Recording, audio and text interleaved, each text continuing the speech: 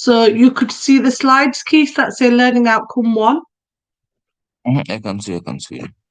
Yes, okay. So my name is Shazia Khan, and today's unit that we're doing is Unit 20, which is organisational behaviour. And we're going to look at learning outcome 1, 2, 3, and 4 quite quickly because this is a tutorial session about your assignment, okay? So Unit 20, the learning outcome 1 is to look at reflecting on your own personality and perceptions to understand individual difference informs and influences management approaches. And this learning outcome, we are going to look at the indicative content, which is to look at the organizational behavior. So what is concerned with in regards to individuals' behaviors and look at how they act in regards to isolation. We'll also look at things on what should we achieve. So the indicative content for learning outcome 1 is to look at our individual difference, our personality, our approaches to the study of human personality. We'll also look at normothetic and ideographic perspectives and implications. We look at debates around measuring and testing human personality. Learning outcome is looking at the big 5 as well, dimensions of human personality, so extroversion, agreeableness, consciousness, emotional stability, and openness to experience. We also look at debates around individual personality differences and abilities and the extent that personality dimensions link to job roles and performance. Um,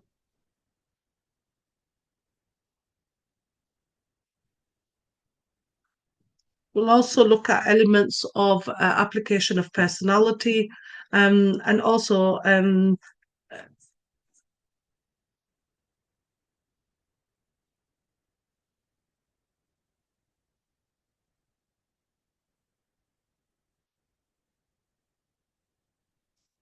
we'll go on to look at the application of personality, where we look at psychometric analysis and selection and promotional decisions, and emotional intelligence as related concept of human personality. So individual different perceptions. So people have different personalities and different perceptions, and it relates to the relationship between your perception and your behavior and how you communicate. Why is the relationship between perception and communication really important? Why do you think? Could you perceive one thing and then think something else as well? Communicates. Yes. So, we look at what organizational behavior is, and there's videos there that you could look at in learning outcome 1, approaches to study of human personality. And this relates a little bit to your assignment, which we'll be looking at the first task as well. We look at the humanistic approach, the trait approach, biological approach. And this is what you need to look at more in your own time because these slides are, this is only an hour session. So you need to really be looking at in your own time. The big 5 dimensions of human personality: extroversion, agreeableness, consciousness, and what that means in regards to different cultures, types of business culture, power culture, the rate of person culture and organizational culture, things like norms and the factors that actually shape the culture of the organization as well, and also looking at Charles Handy's cultural type. So we look at different theories as well, and Sean's culture model, which we look at in regards to things like underlying beliefs, the exposed values, your artifacts, and then we look at elements of Hofstede's cultural dimensions. Um, in learning outcome 1, we also look at emotional intelligence as a related concept of human personality. Um, we'll also go back and look at individual difference perception, and also conflict resolution. We look at the factors that influence on individuals' perception, personality, past experiences, expectations, learning. We'll also look at relationship between perception and behavior, and also the perceptual errors and distortions, including stereotyping, unconscious bias, and how cultural differences are misconstrued. It could be things like, what they assign in, maybe thumbs up, maybe disrespectful in some cultures, where in other cultures it's okay. Cultural differences, body language, values, beliefs, the relationship between perception and communication, stereotyping. We look at verbal, non-verbal communication, and attribution theory and interpersonal perception. So this is all learning outcome one, which I'm going through quite quickly so you can have a look at in your own time as well. The next one we're looking at is elements of learning outcome two. So learning outcome two looks at the applying content and process theories of motivation to create and maintain an effective workforce. So the indicative content for learning outcome two is to apply content and process theories of motivation to create and maintain an effective workforce. Why do you think applying theories is really important? To help you understand better. Sorry? To help you understand and improve better. Yes, and it's really good, that these theories apply to everyday life as well, and what's going on. What are the chances of how they apply? So we look at motivational theories in learning outcome two. We look at the main features, the key models, and their underpinning assumptions of the content and process of theories of motivation. We then look at the content theories, which is looking at Alder Herzberg, Maslow, McLaren, process theories, including Adams. We also look at the element of Adams theory, Latham theory, and Locke, Porter, and Lawler. And we look at the implications of motivational theory for management and leadership practice in organization. We also look at the differences between intrinsic and extrinsic motivation and the relationship between motivation, job satisfaction, and employee commitment and engagement. We also look at the modification employee on the job behavior through reinforcement initiatives and the application of motivational theories such as the characteristics and behavior of employees who demonstrate low and high motivation, implications of motivation theories uh, for the design of work, and the job characteristics models of Hackman and Oldham. We then go on to look at implications of motivation theories for the design of reward and benefit packages, the concept of empowerment and empowering people to meet high level needs, and human motivation, which is a complex, dynamic, and culture bound concept affected by the range of personal, generational, and environmental factors. So we look at the motivation in regards to the two types, content theory and process theory. We look at a video on motivation. You can watch that in your own time. And we looked at the indicative content throughout. Okay.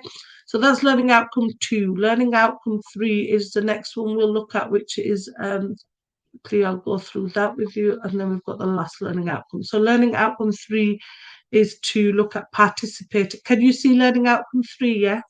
Yes, I can. Is to participate in group team activity for a given business situation to demonstrate effective team skills. So when we talk about team skills, why they're so important in any organization to have team skills in place? Why? To increase workflow. Sorry? To increase the amount of workflow. Yeah. Increases the amount of workflow, but also working in a team is really important, isn't it, Keith? Because you collaborate with each other, you learn new things from each other, and you kind of work together to solve problems together as well, so it works better in a team. So in learning outcome three, the indicative content we're going to look at is different types of organizational teams. Here we're going to look at the importance of work groups and effective team working in contemporary organizations. We're going to look at the type of teams, so you've got functional and cross-functional. We're going to look at problem solving, project and self-directed teams, the impact of globalization and digital technologies on organizational teams to include virtual and cross-cultural teams, diversity and issues of communication leadership, and insufficient support. We're going to also look at digital tools for communication and Slack, for example, things like Slack, um, uh, Skype, Microsoft Teams for project management. We're also going to look at Trello and Smartsheet, and cloud-based technologies for filing, collaboration, and strong information. Why do you think cloud-based technologies are really important, Keith, in regards to, the fact that, we collaborate and store information? Why do you think that's so important? It's easy accessible anywhere. Yes, it's easy accessible. And do you think a lot of organizations are going towards using that now? Yes, lots of organizations are using that now because it helps them even more and it's easier. So team dynamics, we're going to all look at in learning outcome 3 as well, and teamwork. So the differences between groups and teams, team development models, the stages of team development, and the implications for task achievement and team member relationships. Development, Belbin's role typology for creating effective teams and consideration of skills required for resolving team conflict and creating effective teams. We're also going to be looking in learning outcome 3 at the concept of cohesiveness and the role and importance of norms. And then also on issues with cohesive team, groupthink, suspicion and aggression towards outsiders, and resistance to change. And also finally look at challenges in facilitating cohesiveness in global, virtual and diverse teams. So that's learning outcome 3. Okay, so the next one we're looking at is learning outcome 4, which is looking at elements of, let me just show learning outcome 4 with you.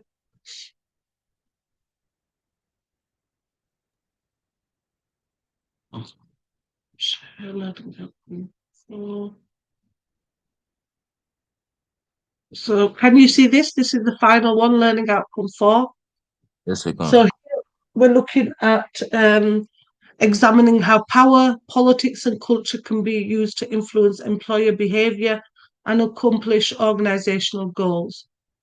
We look at the indicative content for learning outcome 4 is we looked at the influence of power. So power as a property viewpoint, individual relationships and embedded into structures. We look at hard and soft sources of power. We're looking at bases and types of power, so power controls and power sources. We'll also look at the use of power as an influencing mechanism in different circumstances and situations to achieve organisational goals and influence employer behaviour and performance. We'll also look at the influence of politics, organisational politics arising from structural divisions, differing priorities and interests, and when policies and rules interpreted or acted on differently. We'll also look at political activity during periods of organisational change, political behaviour, and also when policies and rules are interpreted or acted on differently. We'll also look at the political behaviour associated with conflict and resistance. And in learning outcome 4, finally, we look at influence of culture. So a culture as a key variable affecting organisational success and factors that influence, for example, nature of business, company goals, employee behaviours, diversity, culture promoting organisational values and expectations of how work should be undertaken and behavioural expectations of employees. We'll also look at how culture manifests itself at different levels. So we look at the Shane theory and types of organisational culture and factors to consider when seeking to develop high-performance organisational cultures. We'll also look at cross-cultural differences and the awareness of cultural differences when developing organisational strategy, Hofstede's cultural dimensions, theory and application, and the influence of globalization and digital technologies on organizational culture, in the 21st century, including opportunities and challenges of remote working practices. And we'll also look at the principles of network theory and systems theory as frameworks to understand organisation. So that is learning outcomes for the final learning outcome. I'm just going to show you the assignment brief, how it looks, and then we're going to go through the assignment slides, okay? So the assignment brief, this is the assignment brief. There's two assignments for this. So you've got assignment 1 and assignment 2. So, sorry, that one, I've shared the wrong one first. Share. So I think this is assignment 1. So this is assignment 2. So where's assignment 1? Let me just, sorry about this.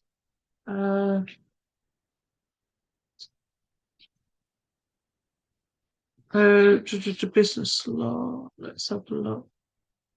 Organizational behavior.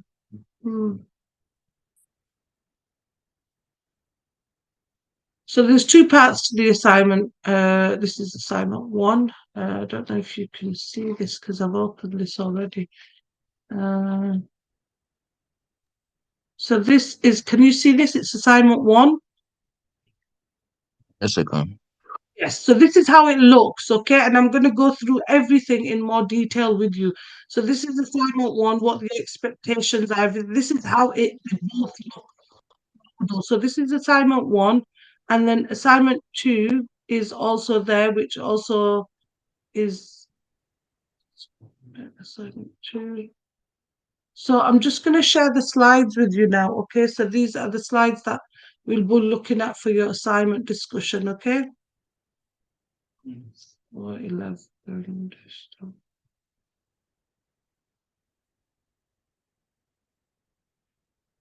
So you need to make sure that when it comes to your assignment that you are, reading the academic misconduct policies in place and following the assignment discussion slides on Moodle. Them slides will help you in regards to, identifying elements of what you need to look at when it comes to your assignment discussion, okay? So you need to be looking at elements of, avoiding the just 1 minute. See if I can open it. Right, search Windows. Okay. So this is your assignment discussion. Okay. So this is what we're looking at in regards to your assignment area. What is expected of you when it comes to doing your assignment, and also the fact that you need to make sure that you are looking at the learning outcomes when doing the assignment. So can you see this assignment discussion? Yes, I can see.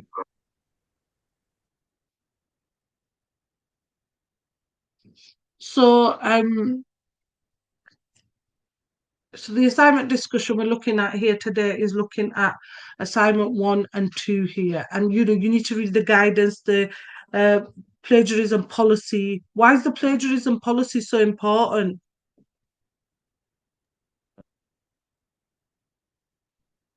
You are doing your own work. Sorry. Make sure that you're doing your own work. Yes, make sure you do your own work. So you need to make sure you are doing your own work, and make sure you are also, not plagiarizing anyone else's work.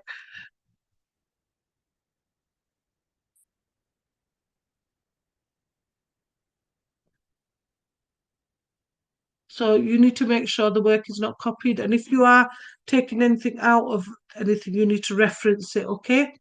So the unit is Unit 20, Organisational Behaviour Management, Assignment 1 and 2, Assignment Discussion Session. So the unit aim is organisational behaviour is concerned with understanding, exploring and predicting the behaviour of individuals in the workplace, and can assist in the development of practical solutions to organisational and managerial problems. Individuals, whether acting in isolation and collectively as part of a group, engage in actions and behaviours that can have a positive or negative impact on the company, performance, their achievement, and strategic goals. It's therefore essential that those involved in managing, leading the organisations and expertise in organisational behaviour. So the aim of the unit is to develop your knowledge, understanding of organisational behaviour concepts, and theories, and techniques can be applied in work and management settings in order to enhance your organizational performance. So you would apply different theories, and you would also look at the different behaviors that you need to be looking at. And the unit also, you would be looking at the culture, operation, and you will be looking at developing a different range of transferable skills. You'll be looking at management skills and also looking at elements of the skills in regards to what you need to do in regards to that. Okay. So make sure, when it comes to it, these are the aims. Assignment declaration is you are declaring that the work that you've submitted is your own work and you are signing this declaration. What are you doing in regards to that when it comes to your assignment? Why are you signing this declaration? Obviously, to say Sorry? that the work is your own work, but why else? So To say I that didn't hear you properly. the work is not being copied or anything. Okay, you would submit this with every assignment, a declaration. So here, if you look at the declaration clearly, it says that I confirm that this assignment is my own work and that I have read and understand the college's guidance on plagiarism, clearly referenced my work, fully referenced my work, and provided sources of tables, and make sure that the work is your own work and you've not colluded with anyone else. So it's really important to show that there's been no collusion. Okay. What information needs to go on the assignment? So your name, your registration number, your tutor's name, your word count, your date of submission, and your unit level. So the general information is in regards to this is that it's been taught on Moodle, and that's the main VLE that you need to go. Any sort of additional stuff, or guidance on your assignment, any sort of policies on plagiarism, you need to go onto there to have a look at that. And the assignment brief, the assignment slides, all the recordings are available on Moodle. Again, plagiarism and collusion. Your plagiarism, you must submit your work that is your own, okay? Plagiarism is submitting the work of someone else's thoughts, ideas, and if there's any sort of collusion where, your work may be similar to someone else's that you may have borrowed, and that, you need to make sure that doesn't occur because, it amounts to plagiarism. And it is referred to in the academic misconduct policy, which I've mentioned, which is on Moodle. And it's strongly advised that you refer to that policy and have a read of that as well. At the start of the assignment, you need a table of contents. Your font size needs to be 12, 1.5 line spacing, and 1.5 line spacing, page numbers to be inserted, and also the element of it needs to be on Word, not Google, okay? And you need to have an introduction. Why is it so important to have an introduction? Uh, to give your assessor uh, a brief knowledge of what you're going to be doing in your assignment. Yes. So, making sure that, you are, introducing the subject area, your word count, and make sure you have a conclusion at the end as well. Okay. Very brief, though, not a large one. Assignment discussion and guidance now. So, assignment one we'll go through. So, for assignment one, you need to look at learning outcome one, which is reflecting on your own personality and perceptions to understand how individual different informs and influences management approaches. You need to look at learning outcome two to apply the content and process of theories of motivation, create and maintain an effective workforce. So that's learning outcome two. And then for the same assignment, you need to look at the motivation, creating and maintaining an effective workforce, and also participate in a group team activity for a given business situation to demonstrate effective team skills. So your scenario is that the organization is Zara's and stores in multiple countries, for example, England, Germany, Singapore, Thailand, Vietnam. Here, the retailer offers the latest fashion, beauty, and homeware of the best value on the high street.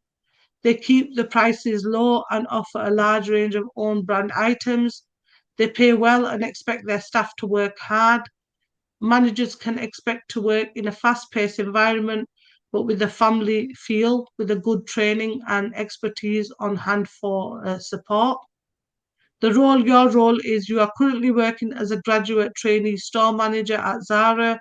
You are responsible for leading, motivating, and developing the team of store employees to ensure consistent delivery on standards, customer service, and product knowledge, maximizing the store's sales potential and profitability. You ensure that the delivery of the brand in line with all visual merchandising guidelines and the creative flair.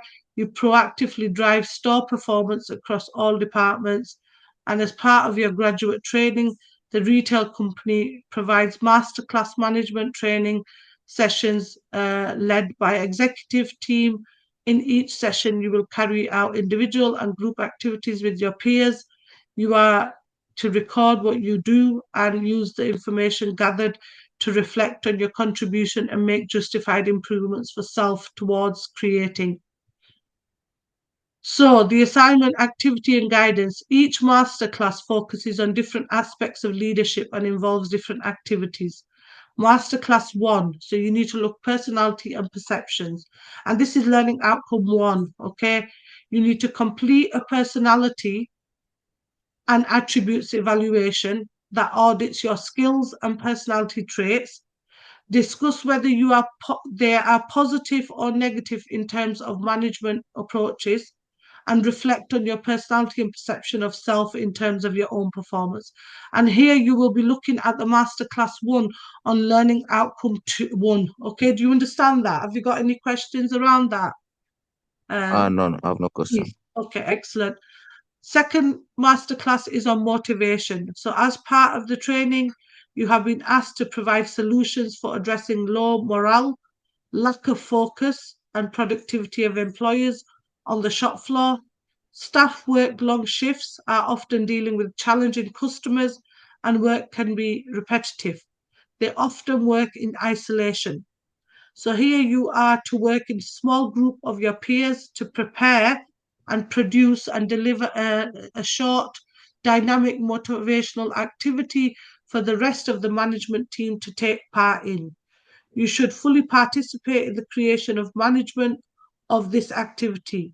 The activity should apply content and process theories of motivation. Here you will be discussing the outcome of the activity with your peers to critically assess how successful the application of motivation theories can be. So here you will be looking at learning outcome 2, on the motivational theories. So you'll be looking at the different theories here, and looking at applying them, okay? So you will look at the different theories that we mentioned in learning outcome 1. Okay, so you will be looking at them different theories. Is that okay in regards to that? Yeah, that's okay. That's okay. So you'll be looking at the different theories that we've looked at in learning outcome 2, which looks at elements of identifying the different theories and how the theories apply to the content. So things like motivational theories, you may look at Maslow's theories, you may look at process theories, you may look at Locke theory, Porter. They're all in learning outcome 2. Okay, so the concept of motivational theories and how they apply. Is that okay for that one? Yes, it's okay. So the next one you'll be looking at is elements of the last one is the masterclass 3, which is reflection.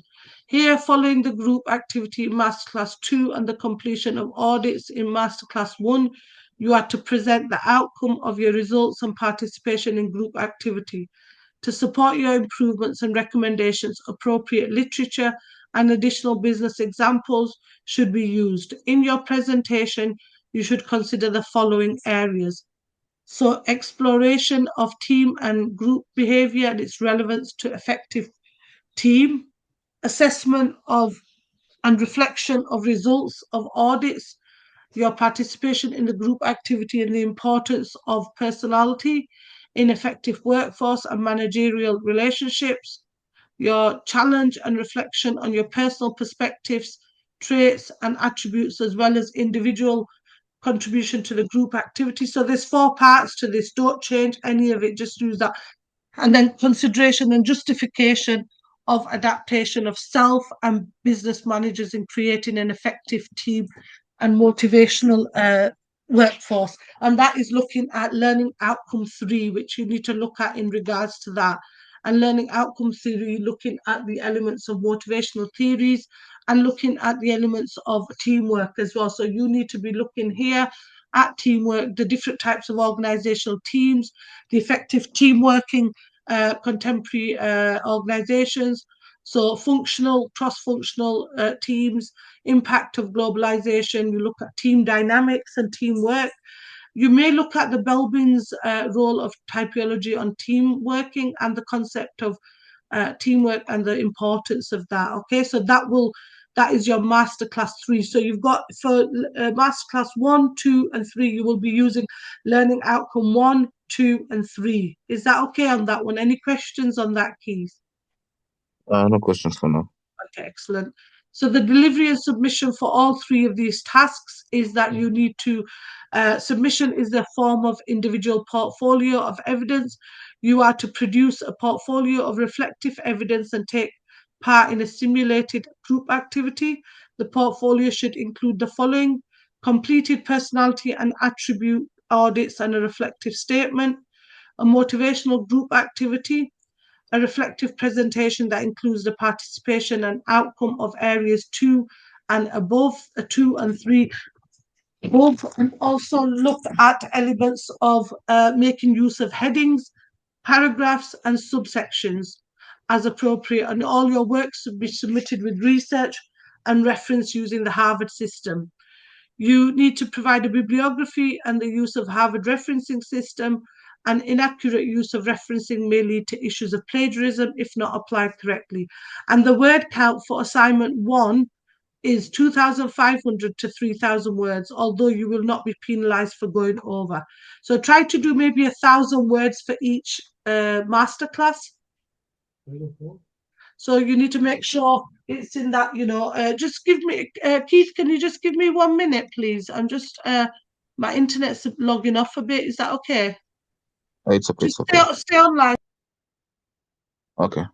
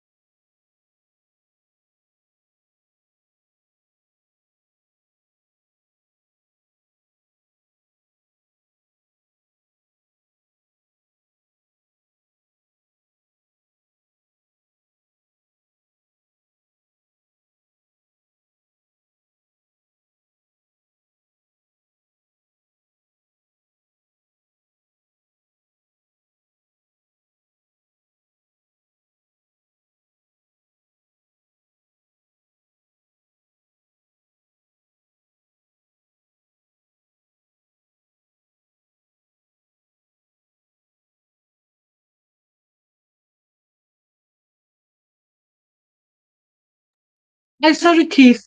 I was just restarting my internet. Can you still see the slides? Yes, I can. Okay, thank you. Sorry about that.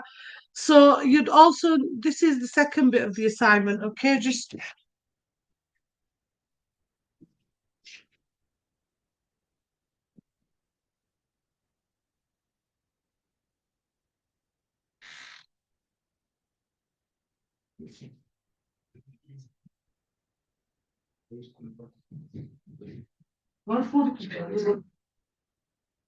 So this is the second bit of the assignment. Let's say assignment 2, okay?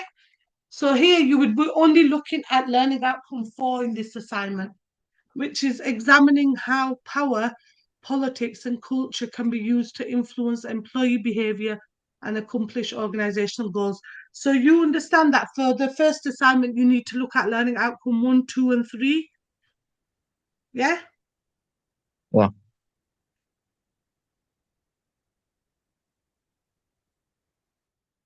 1, 2, and 3 for assignment 1, yeah? And for assignment 2, you look at learning outcome 4. Okay? Yes.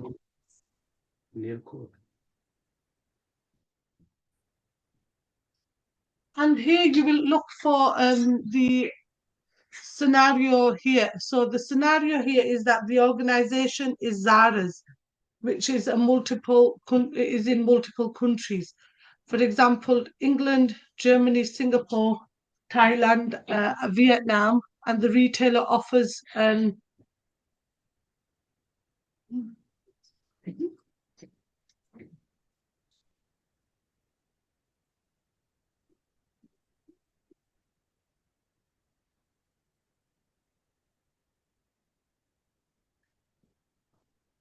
sorry about that. My internet's just playing up. Sorry, can you hear me now, Keith? Yeah?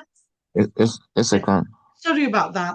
So the scenario is it's Zara's and the stores are in multiple countries. For example, England, Germany, Singapore, Thailand, and Vietnam. The retailer offers the latest fashion, beauty, and homeware at the best value on the high street. They keep the prices low and offer a large number of own brand items. They pay well and expect their staff to work hard. Managers here expect fast paced work, but with the family feel, with the good training and expertise. Okay, so this is the scenario. The role is in your position as a graduate trained store manager. Central office has raised concerns with you that organizational power and politics are negatively influencing the culture of the business. So this is preventing some stores from achieving set business goals. As a graduate trainee store manager running an operation, you must be commercially aware and be responsible for delivering on sales targets while delighting your customers at every interaction.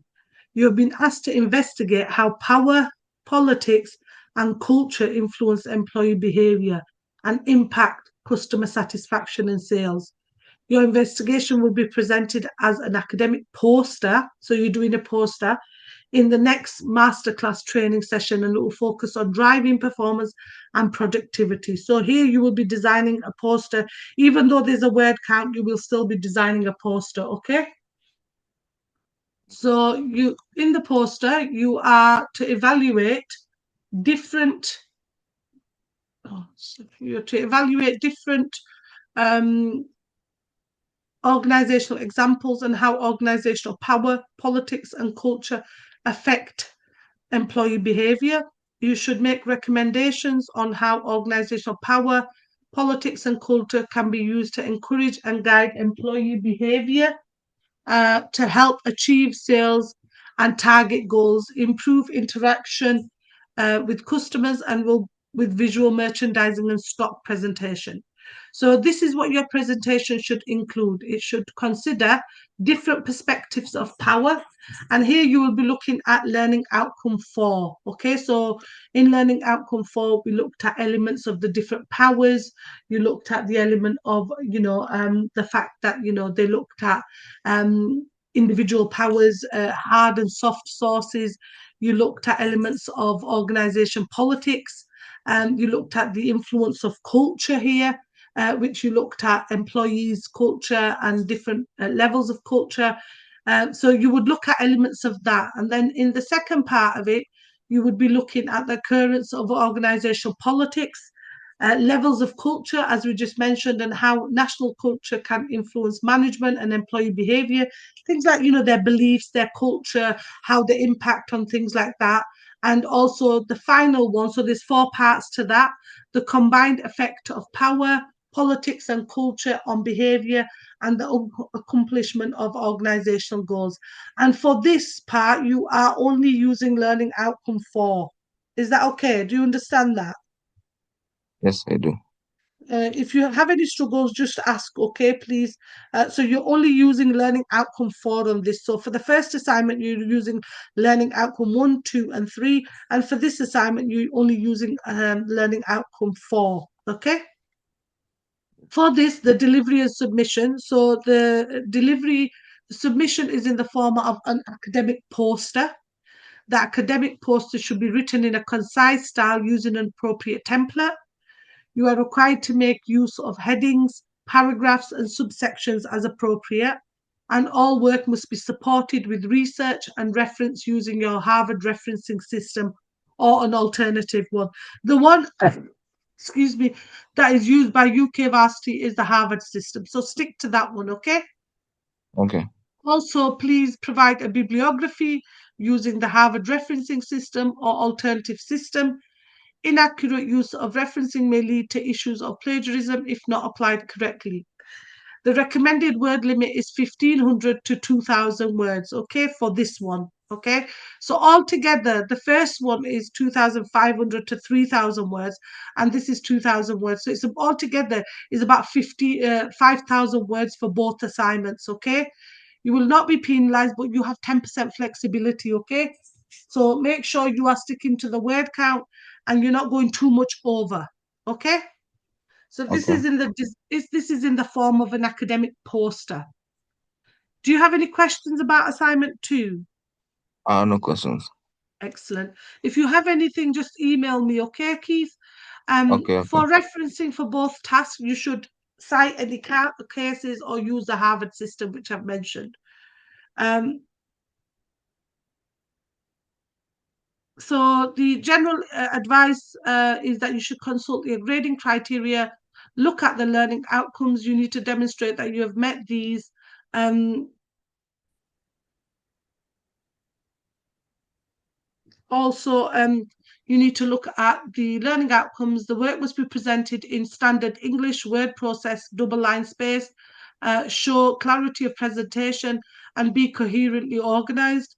It should demonstrate relevance and breadth of reference to appropriate literature. Reference must be Harvard system referencing. Again, your word count, you have 10% flexibility, so stick to what you need to, okay? And confidentiality, make sure you maintain all your work is confidential, confidentiality and anonymity, okay, and does not identify any others individuals names or anything like that, so you may submit any sort of documents. Then you've got the make sure you have an introduction. Why do you think it's so important, Keith, to have an introduction and a conclusion? Uh, to state to give the mark an idea of what you're going to be discussing, and the conclusion is to say what are you standing on. Yes, it's so important to have an introduction and conclusion to identify, that there are what you are doing. And why is it important to conclude at the start then, Keith? Sorry. Why is it important to conclude at the start? Other, Have a conclusion. to give your stand on your findings. Yes, yes, you are right. Yeah. Also, make sure you are referencing using the Harvard system, and there's a link there to something called Neil's Toolbox, which will really help you make your references as well. If you're using diagrams or anything, make sure you reference them. And also, if you are, make sure you have a bibliography reference list at the end, which is in alphabetical order. And if you're using any real life examples or theories, make sure you are using more examples. Do not change the wording of the assignment. So what assignment 1 says, do that. What assignment 2 says, do that. Don't change any sort of wording or anything, okay? Leave the assignment as it is. Give proper headings and subheadings. Make sure your document looks presentable and professional. Follow your numbering. Ensure that you have at least 12 to 15 references. Again, use a Harvard system of referencing. AI needs to be below the 20% threshold. And word limit, stick to the word limit in your assignment. And also AI, try avoid using anything to do with AI and follow the numbering on the assignment. Some useful tips: read the task carefully. So you have two assignments in this, assignment one and assignment two. Make sure you are reading them properly and making sure you are reading what the command verbs are as well. And also referencing properly, using proper headings, make the work presentable and professional, and sticking to the word limit as well. Again, you need to make sure you are not copying and just pasting your work, because it identifies plagiarism. Also, make sure you reference your sources and check your grammar. Avoid using any sort of grammar that is American style grammar, because people tend to use that. And if there's any sort of ebooks or referencing on Moodle, use that to help you, okay? If you're using UK Varsity slides, then reference according to the slides, MDT 2022, bibliography, multidisciplinary teams, learning outcome 1, slide number 2 to 10.